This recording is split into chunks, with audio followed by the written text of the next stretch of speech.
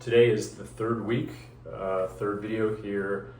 It's exactly 3 weeks since I had my distal bicep repair, tendon repair surgery. So that happened on the 24th of June. Today's the 15th of July. And just kind of wanted to chronicle my progress and share what I've been up to in the 3 weeks since. So had my first physical therapy appointment yesterday. I was supposed to start it last week, but I was traveling for work, so couldn't do that.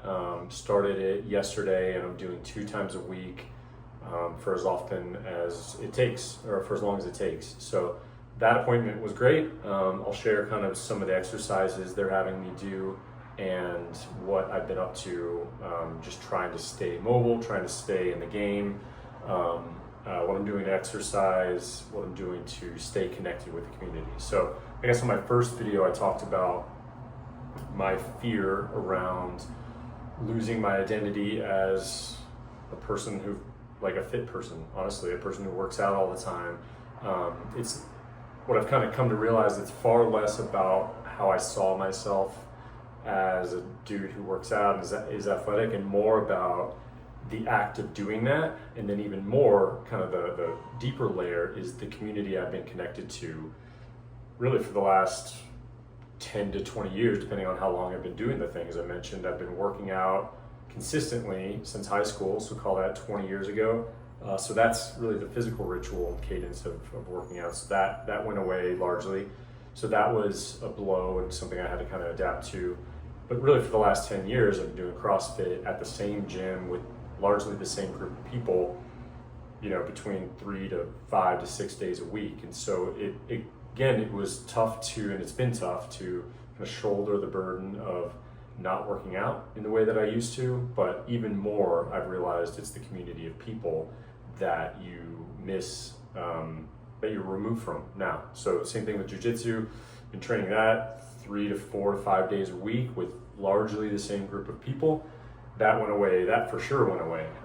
That was how I got injured in the first place. And so what I've been doing is being really intentional about staying connected with the groups of people that I would train with, right? These are actual, real friends and now family and members of my community that I've been really intentional to stay connected with, whether it's going out and getting beers, whether it's just showing up to the gym at kind of the same time that I would normally work out with these guys.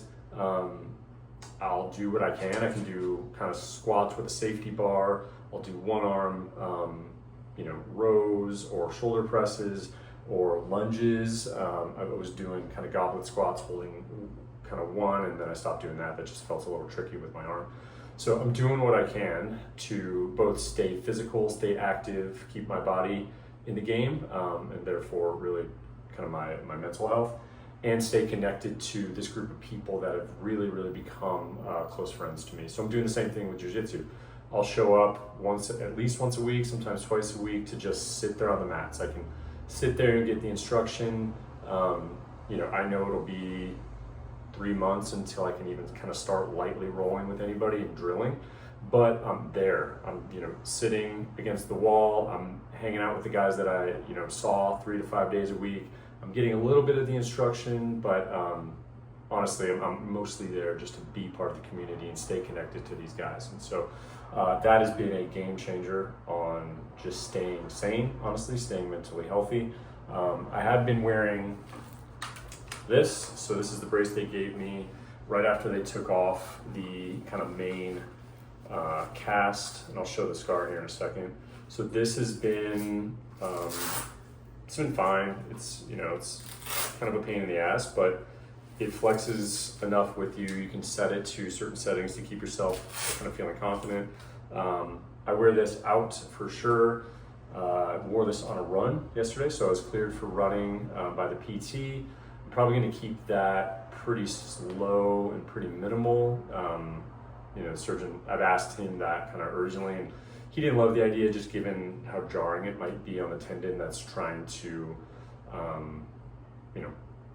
kind of make its way back into the bone and secure itself. So I'll probably do that, but very minimally and very slowly. But anytime I do that, I am going to wear the brace just in case something happens, I fall, or someone hits me or something like that. This is relatively secure. So brace has been fine. I wear it out. I wore it on a plane last week. No issues there. I was able to get an aisle seat on the right side. So I was sitting on this side, had this kind of hanging over a little bit, and everybody was careful enough not to bump into it. And, you know, everybody kind of gives me some space with this thing. So this hasn't been too much of a problem. I'll show where I'm at. So if you kind of see here, I mean, honestly, I just did a bunch of PT exercises, so I feel like maybe it's a bit more kind of mobile than it has been, but I can't really see how it is compared to my other arm. So that's, I'd imagine, perfectly straight, or at least as straight as I can get my arm. Here's how this arm is doing, and that doesn't really hurt, but it is a bit more natural, less hurting. Kind of hurts a little less right there, but I can kind of stretch it out to there. So supination has been okay. Pronation actually has been more painful, so I can get to about there without too much problems, or without too much pain. I've been doing some of my PT kind of homework and exercises to kind of do this 10 times, three to 5 times a day, just kind of going back and forth, and then I'll stretch it this way, holding at, I think stretch out like that, holding for 5 seconds on, a couple seconds off, do that 10 times, 3 to 5 times a day. So other than that, it's feeling okay. I certainly can sleep a lot better. I can kind of move it and just get more comfortable than it has been. I'm still being really careful not to pick anything up with this beyond like a water bottle. Definitely no like grocery bags or anything too heavy, as I don't want to obviously re-rupture, or even honestly it just gets sore after a while. So I'm doing some massage work with scar gel on the scar itself, and I'll show that in a second. And then I ordered scar kind of gel pads that I'll keep over this. And so what the PT was saying is that it's really important to just keep the scar tissue kind of moving and to massage it, and just to kind of keep it from really kind of like solidifying. And that's obviously going to look worse, but it's really going to affect the nerves and the mobility. So you put lotion on, and then you just kind of rub this for 5 to 10 minutes, just to kind of keep breaking down some of the scar tissue that's been building up. So the scar looks a lot better than it did, and I'll show if you can see it. So it's not as raised as it was. She was a little concerned with kind of this piece here, but we should be able to kind of like work it out and get it moving. My arm is obviously a lot skinnier than it was. I'm just dealing with that. It's no problem. But other than that, I feel okay. It's been a really good unlock to run yesterday. I ran just a couple miles, wore the brace, looked funny, but felt amazing. So I'm gonna ask, continue to do that kind of lightly. I'll ask the surgeon on my next check-in to see if I'm fully cleared to do that, but I'm gonna keep doing that just kind of lightly, because it felt really, really great. And I'll keep squatting, I'll keep doing lower body exercises, core stuff, just to stay as fit as I can. So mental health has been good, but the main piece has been showing up and being really, really intentional about staying connected to the community.